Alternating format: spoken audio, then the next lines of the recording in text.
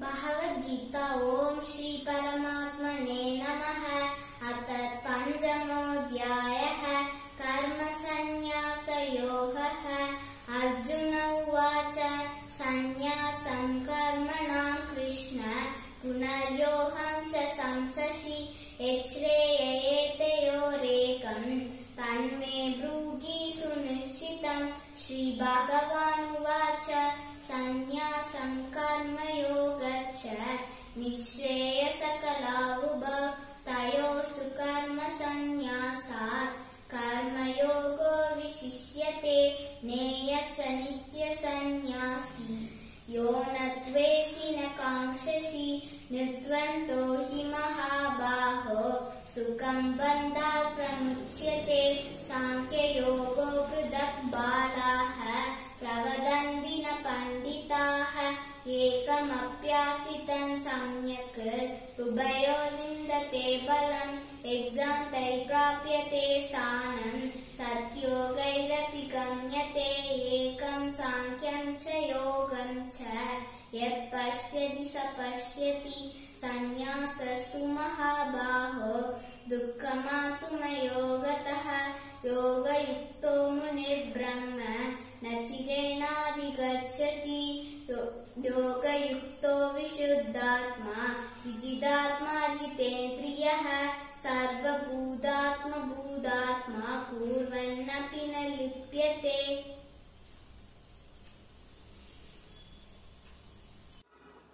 Hari Om. My name is G. Rashmi of class 4B. Kararavindena padaravindam Mukaravindena viniveshayandam Katasya patrasya puteshayanam Balam mukundam manasa smarami. Thank you. Balamukundastana Kataravindena padaravindam Mukaravinde viniveshayantam Patasya patrasya puteshayanam Balam mukundam manasa smarami. Samhritya lokan vatapatra madhye Shayanamadyanta bihina rupam Sarveshwaram sarvahitavataram Balam mukundam manasa smarami. Om Shri Paramatmane Namaha. Panchamoऽध्यायः कर्म संन्यास योगः। श्री भगवानुवाच संन्यासस्तु महाबाहो दुःखमातुमयो नतः।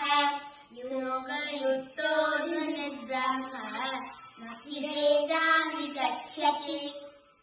साङ्ख्ययोगो पृथक् बालाः प्रवदन्ति न पण्डिताः एकमप्यास्थितं सम्यक् उभयोर्विन्दते फलम्। यस्यान्ते त्यागते स्थानं तद्योगैरपि गम्यते। एकं साङ्ख्यं च योगं च यः पश्यति स पश्यति। संन्यासस्तु महाबाहो दुःखमातुमयोगतः। योगयुक्तो मुनिर्ब्रह्म न चिरेणाधिगच्छति। Thank you.